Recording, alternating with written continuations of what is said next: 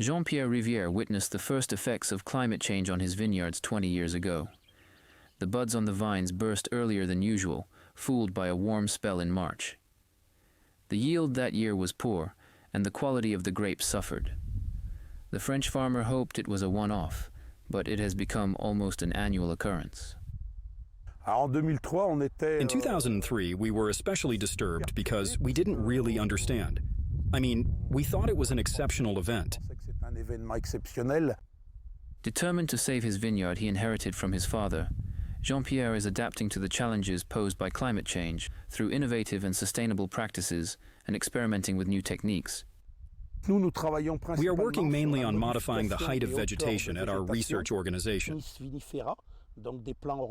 We're also working on all the rootstocks. We're very hopeful because the vine is a grafted plant.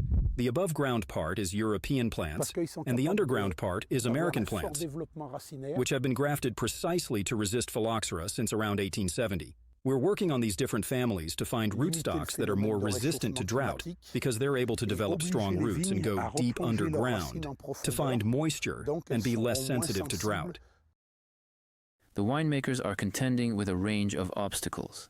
As well as carefully managing water, it's also critical to ensure the grapes do not ripen too early before the vines have been able to convert the bright Mediterranean sunshine into sugars.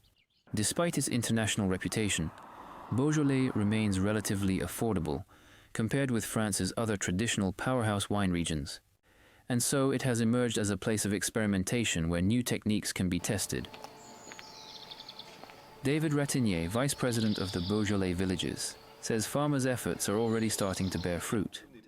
Our soils are very poor, so we've added a lot of organic matter to increase water storage in the soil in summer, so it works.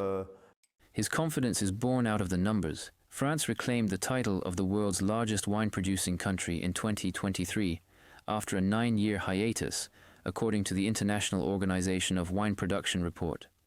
Grapes have been cultivated in fields in this area for 2,000 years. And the wine industry is much more than just a business here. So farmers like Riviere are determined to fight on against climate change to preserve the lifeblood of their land.